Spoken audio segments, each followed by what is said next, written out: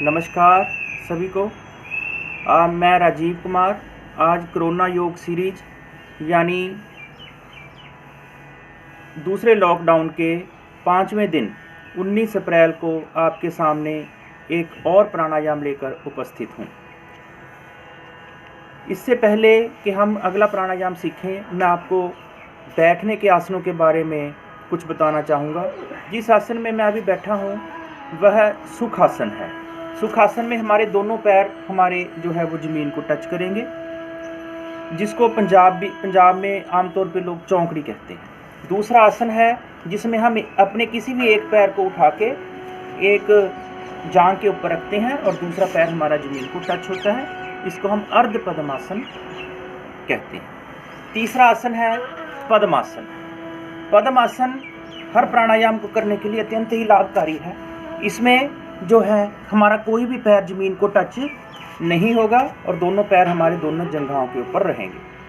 यह आसन प्राणायाम को करने का सबसे अति उत्तम आसन है। एक और आसन है जिसको हम कहते हैं वज्रासन। वज्रासन में हम अपने दोनों पैरों को मोड़ के इस तरह हम बैठते हैं। इस आसन में भी हम लोग प्राणायाम कर सकते हैं। खाना खाने के बाद हम तुरंत वज्रासन में बैठें। ये हमारे डाइजेस्टिव सिस्टम, हमारे खाने को तुरंत जो है वो डाइजेस्ट करता है और हमें मोटापे से बचाता है। तो इस तरह ये वज्रासन में हम दिन में किसी भी टाइम बैठ सकते हैं। लेकिन जो नए लोग हैं वो वज्रासन में बैठने से पहले इसके अपने पैरों के नीचे कोई तकिया या कोई चादर ज़रूर रख लें, ताकि उनको बैठने में दिक्कत ना हो। तो जो 5वां प्राणायाम आज हम करेंगे, उससे पहले जो हमने 4 प्राणायाम किए थे उसका एक सूक्ष्म रूप से मैं आपको अभ्यास जरूर करवाऊंगा। सबसे पहले जो हमने किया था वो था उद्गीत यानी ओम का उच्चारण। इस वातावरण में, इस ब्रह्मांड में लगातार ओम ध्वनि का उच्चारण हो रहा है। तो हम उस ध्वनि के साथ अपनी ध्वनि को मिलाएं और ओम का उच्चारण करें। लंबी और गहरी श्वास भरें।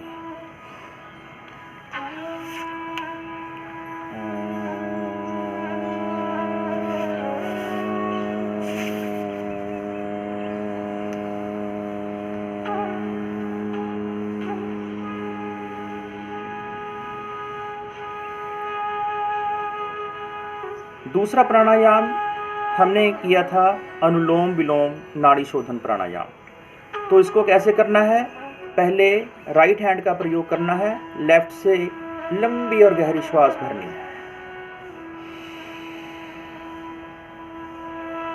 राइट से छोड़ना है,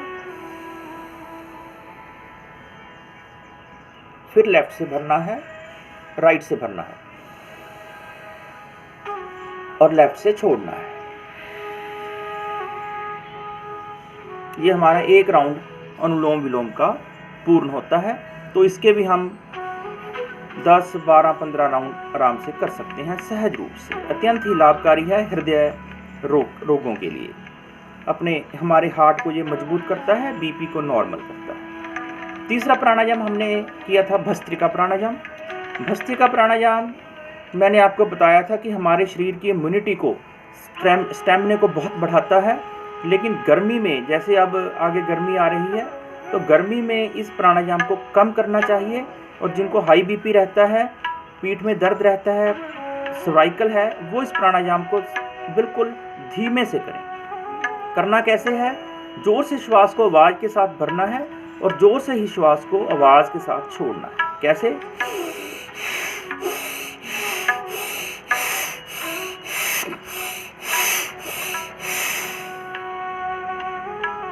तो इस तरह लगभग 20 से 25 बार हम इसको एक राउंड में कर सकते हैं। तो ये भी प्राणायाम हम अपनी दिनचर्या में इसको जोड़ें। चौथा प्राणायाम हमने किया था कपालभाति प्राणायाम। जैसा कि मैंने आपको बताया था कि ये शुगर के लिए अत्यंत लाभकारी है, हमारे पैंक्रियाज को एक्टिव करता है और इवन ब्रेन ट्यूमर तक को भी ये ठीक करता है। और हमारे जो वेट है उसको सम करता है, नॉर्मल करता है। यानी जिनका वेट ज़्यादा है वो भी नॉर्मल पे ले आएगा और जिनका कम है उनको भी नॉर्मल पे ले आएगा। तो इस तरह का चमत्कारी प्राणायाम है कपालभाति। तो इसको भी धीरे धीरे हम शुरू कर सकते हैं, लेकिन धीरे धीरे जब हम इसका अभ्यास हो जाए तो इसकी स्पीड को बढ़ाया जा सकता है। जो नॉर्मल स्पीड है वो 1 मिनट में 60 बार हम 60 स्ट्रोक इसके लगाने हैं। कैसे करना है?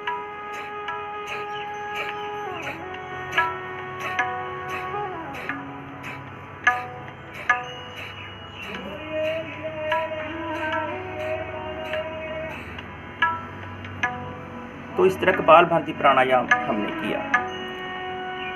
दोस्तों, आज हम इस सीरीज़ का जो 5वां प्राणायाम है, यानी इस पैकेज का अंतिम प्राणायाम, वो हम लोग करेंगे।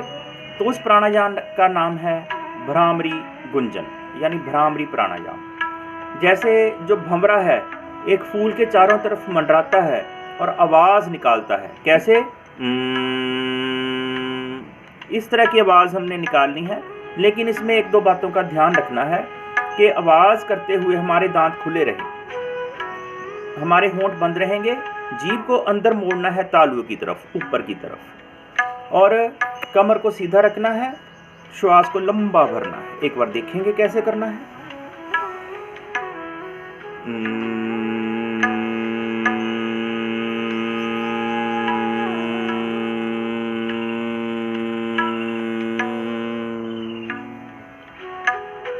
अब ये जो भ्रामरी गुंजन हमने किया है, ये इसका हमने इनिशियल स्टेप किया है बिगिनर्स के लिए। इसके भी अत्यंत ही लाभ हैं। मैं आपको वो लाभ बताने ज़रूरी समझूंगा, क्योंकि जो कुछ भी हम करते हैं हमें उसका हमारे शरीर के ऊपर क्या प्रभाव पड़ रहा है, इसके बारे में ज़रूर पता होना चाहिए। जैसे आज बहुत बड़ी एक समस्या है बच्चों में कि वो घंटा 2 घंटे कंसंट्रेशन के साथ बैठने में उनको दिक्कत है, पढ़ने में या कोई भी काम करने में। 15-20 मिनट के बाद उनको ये लगता है कि हम उठें और कुछ और करें, भागने को करते हैं। तो इससे, इस प्राणायाम को बच्चों को करवाने से उनमें एकाग्रता और स्थिरता बढ़ती है। किसी भी काम को करने के लिए ये 2 चीज़ें अत्यंत ही आवश्यक हैं, स्थिरता और एकाग्रता। तो बच्चों की इससे स्मरण शक्ति बड़ी बढ़ती है। बच्चा जो भी पढ़ेगा उसको लंबे समय तक याद रहेगा। तो ये इस प्राणायाम में चमत्कार है।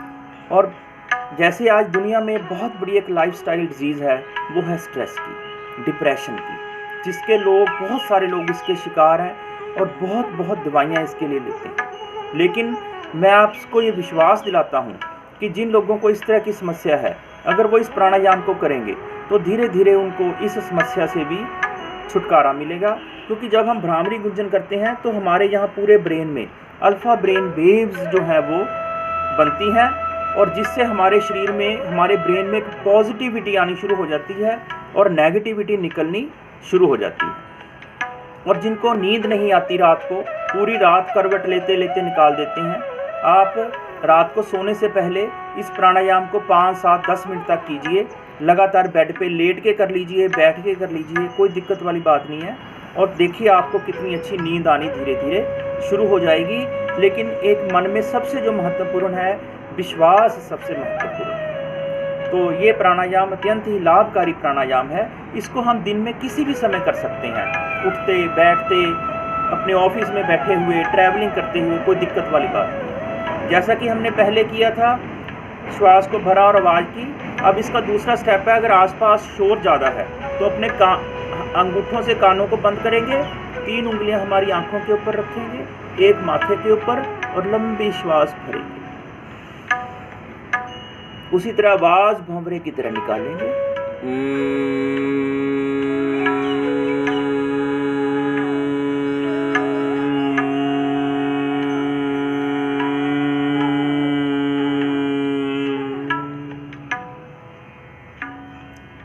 किसी भी प्राणायाम को करने के लिए अगर हम अपनी आँख को बंद रखेंगे तो इससे हमें और अधिक लाभ मिलेगा।